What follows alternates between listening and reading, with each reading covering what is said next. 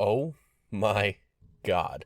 So recently, the next Tales from the Pizzaplex book, named B72, was leaked, with several stories jumping out to theorists and casual fans alike. First of all, the Mimic epilogues have officially ended, with the story ending with Lucia escaping the Mimic's lair and deactivating him by forcing him into a Springalot Jester suit and flipping a switch on his head. It's worth noting that the Mimic scene in Ruin is clearly reactivated, although this epilogue also implies that he may be able to self-repair, meaning he could have simply turned himself back on somehow. Keep in mind that based on the description from the Mimic's story, there's more going on here than just wires and code. This is an agony entity we're dealing with, so some supernatural power is to be expected. But regardless of all of that, we received a huge lore dump in the form of the story Dittophobia.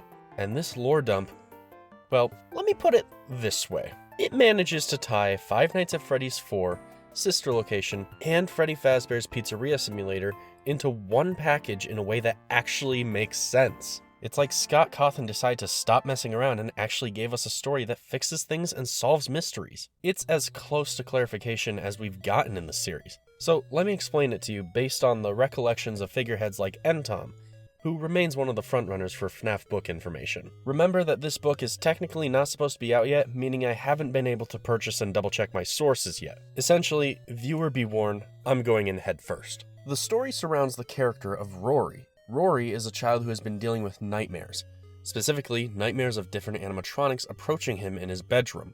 Rory faces these threats constantly, however, this goes a layer deeper. Eventually, Rory discovers something. He had been inhaling a gas. Rory finds the source of this gas and shuts it off, only to realize the horrors around him. As it turns out, those nightmares he had been facing were not real. They were simple suits draped over metallic mannequins that couldn't even move on their own. Rather, they were affixed to rails. It goes deeper. Rory, in his escape, also finds himself Circus Baby's entertainment and rentals, where he encounters the Funtime animatronics. After this, the horrifying truth is revealed. Rory has been trapped in this loop of nightmares for 10 years. Having first been kidnapped when he was 7, Rory was now 17, unaware that a day in his life had passed. He finds a cassette where a man named Wade manages to convince him that his life before all of this had no meaning. Nobody loved him or seemed to care for him. That's why nobody ever came to look for him or found him. And so, Rory turns the gas back on. And when that happens, the tape stops and rewinds. This is not the first time Rory had gotten out and discovered the gas. The tape was always there to make Rory turn back, and it did, time and time again. Now, that's a lot to dump onto you, my viewers, so let's comb through it and see what we can extrapolate. First off, this story seemingly confirms the artificiality of FNaF 4. I know, I was hugely banking on FNaF 4 being the real nightmares of the Crying Child, but it seems more likely now that the Crying Child, in a similar manner to Rory, was a victim to this kind of cruel experimentation. The nightmares fit these described animatronics to a T, and the situation could not be more similar, especially when you combine this with in-game information. We've known now for some time based on in-game maps and the Enter Night Easter egg that the FNaF 4 house is directly connected to Circus Baby's entertainment and rentals. Maybe this isn't the exact room the Crying Child was in, maybe it's instead the test room Rory was in, I'm still not sure. At this point, it seems likely that Afton either started this experimentation based on his son's nightmares, or his son was victimized by Afton and subjected to these nightmares before being returned to his room each morning. I'm leaning on this being the answer given that based on the minigames, FNaF 4's bedroom doesn't make sense as the Crying Child's room anyway, but this could just be me looking into things a little bit too far. So how does this affect the rest of the story? Well, it clues us into one important detail that always made FNaF 4's nightmares a point of controversy. How do other characters know what the nightmares look like? Well, we know now how that's possible. They simply need to have seen the nightmares in person. The two this would distinctly affect is Michael Afton, who drew Nightmare Fredbear in the Survival Logbook, and William Afton, who sees the nightmares prominently in Ultimate Custom Night. In fact, looking at specific dialogue from the nightmares now puts things in a whole new light. This time, there is more than an illusion to fear. Spoken by Nightmare Fredbear, implying that previous times he appeared, he was merely an illusion. I am remade, but not by you, by the one you should not have killed. Spoken by Nightmare Freddy, implying that at first he was created by William Afton. Nightmarian specifically has a couple of lines that turn really interesting. There is just beginning.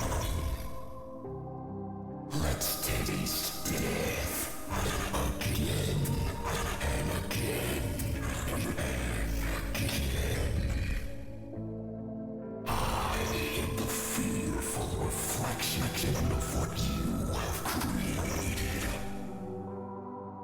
These lines change a bit when we consider that Nightmarion would likely be one of these mannequins like the others. The first two lines are very cyclical in nature, which could certainly apply to UCN, but could also now apply to FNAF 4 being an endless nightmare of experimentation. It's that last line, however, that goes from an oddball to completely spot on. I am the fearful reflection of what you have created. At first, we all assume that this is Nightmarion saying that they are essentially the dark version of the puppet, but that seems very strange considering that the puppet is more so tied to Henry and is likely his creation, not William's. So it either meant that William created the puppet, or the Nightmarion meant in a more of a general sense, I'm the bad guy. However, with this new information, it makes a lot more sense. Going back to that Nightmare Freddy line, I am remade but not by you, it implies that this is not the original Nightmare Freddy. This is a remake. The real deal. He's not a mannequin anymore. So with that in mind, Nightmarion saying that he is a fearful reflection of that which William created, it sounds more likely to me that William made the original Nightmarion as a mannequin, and the one in UCN is meant to be the real deal, now sent to torment Afton. So that's really cool.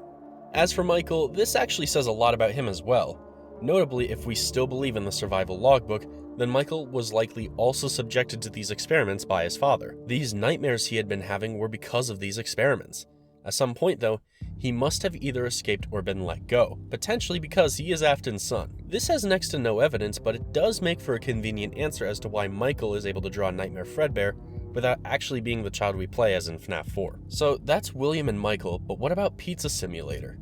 Well, this one is the most interesting to me. This story gives us our best candidate yet for a Midnight Motorist explanation. For the majority of time since Pizza Sim's release, the minigame Midnight Motorist has been one of the most perplexing, confusing, and unexplained sequences in the entire FNAF series. In it, you play as an unnamed orange guy who drives a purple car. You can stop by a place called Junior's where a green guy will not let you in, implying that Junior's may be some bar and your character might be an alcoholic who has been kicked out of it. You can find an unmarked mound of dirt in a clearing as well that has in the past been described as a grave, and then you can return to your home. Inside will be an unknown gray figure watching TV who will tell you to leave your son alone. Orange guy refuses and tries to get his son to open up his bedroom door, emphasizing that he's not allowed to close that door. Eventually, Orange guy will go around the back of the house and see two pairs of footprints. One is animatronic and the other is his son. The window has also been broken. Orange guy comments on how his son ran off to that place again, and that he'd regret it when he came back, and that's the end of the minigame.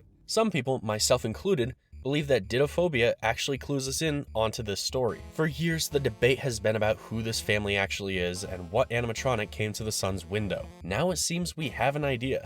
I'm much more hesitant to call this confirmation or an explanation because it's not explicitly stated, but quote-unquote Wade does say that Rory comes from a broken home, one where he isn't loved at all. I think this would describe the son that goes missing. It also tells us that it was likely Afton who lured him away, only to then put him in this endless experiment, with nobody realizing what was actually going on. The only part that then goes unexplained is the unmarked grave. It's because of that grave I am extremely hesitant to say that Rory is absolutely our Midnight Motorist kid, but I do think that this grave could be the kid's mother or some other family member. Will this ever be explained? Who's to say?